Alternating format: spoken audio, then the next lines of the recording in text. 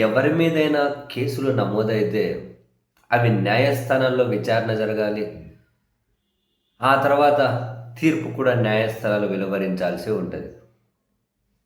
కానీ చంద్రబాబు నాయుడు గారి మీద నమోదైన కేసులు న్యాయస్థానాలతో పని లేకుండానే అధికారం తనదే ఉంది కాబట్టి తన మీద ఏ వ్యవస్థలు అయితే కేసులు పెట్టాయో, ఏ వ్యవస్థ అయితే ఆధారాలు ఉన్నాయని చెప్పి చంద్రబాబు గారిని రిమాండ్కి పంపించాయో, ఇప్పుడు చంద్రబాబు గారు అధికారంలోకి రాగానే కేసులు పెట్టిన వ్యవస్థలే మేము వెనక్కి పోతామంటున్నారు. వాళ్ళు వెనక్కి పోతామంటే వెనక్కి పోతామని కోర్టులో పిటిషన్లు వేస్తే న్యాయస్థానాలు కూడా ఆ కేసులను క్లోజ్ చేసేస్తూ ఉన్నారు.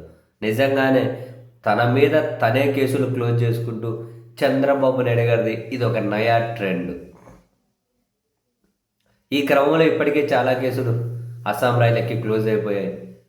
నెక్స్ట్ ఇప్పుడు తాజాగా కీలకమైన కేసు స్కిల్ డెవలప్మెంట్ కేసు. కీలకమైనది ఎందుకన్నామంటే ఈ కేసులో ఆల్రెడీ ఛార్జ్షీట్ దాఖలు చేశారు, వందల మంది వాంగ్మూలాలు తీసుకున్నారు. చంద్రబాబు గారు 52 రోజుల పాటు జైల్లో ఉన్నారు. ఇప్పుడు ఈ కేసు కూడా ఈరోజు రేపు క్లోజ్ అయిపోవడానికి సిద్ధమైపోయింది, క్లోజ్ అయిపోతుంది అన్నది ప్రధానంగా వెలువడుతున్నటువంటి వార్తలు. ఈ క్రమంలో తాజాగా ఒక పాత్రికేయుడు Balagangadhara Tilak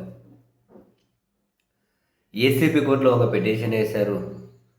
skill development scam case అనేది మీరు మూసేయకండి, ఈ కేసును సిబిఐతో విచారణ జరిపించండి అని చెప్పి ఇప్పటికే నేను ఆంధ్రప్రదేశ్ హైకోర్టులో పిటిషన్ వేసి ఉన్నాను.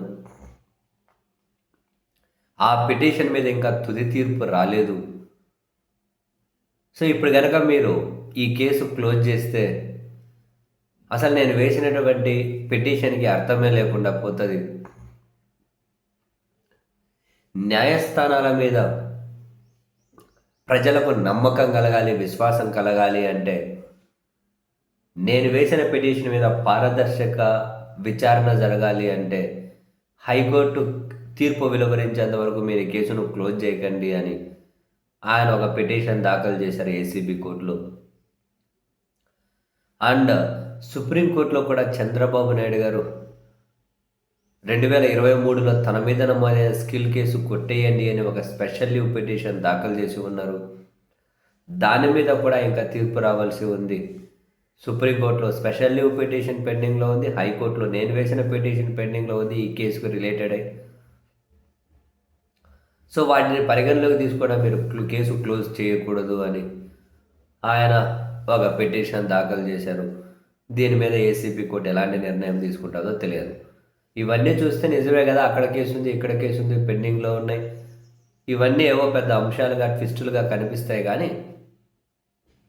చంద్రబాబు నాయుడు గారి మీద కేసులు క్లోజ్ చేయడం కోసం ఏ టీం అయితే ఫామ్ అయిందో ఆ టీం ముందు ఇవన్నీ కనుక జూజూబీ, సీరియస్లీ జూజూబీ, ఇవేవి పెద్ద పరిగణలో కూడా తీసుకోవాల్సిన అవసరం లేదన్నట్టు ఏసీబీ కోర్టులో ఇప్పటికే 500 కేసు క్లోజ్ చేయకండి అని దాని మాజీ చైర్మన్ గౌతమ్ రెడ్డి పిటిషన్ వేసిండే. ఏమై ఆ పిటిషన్ కొట్టేసి పక్కన వేశారు, చంద్రబాబు గారి మీద కేసులు కొట్టేసి పక్కన పడేశారు. ఏమైనా అంతే. మరి ఇప్పుడు ఈయన వేసినటువంటి పిటిషన్ మీద ఏసీబీ కోర్టు ఎలాంటి నిర్ణయం తీసుకుంటుందో చూద్దాం.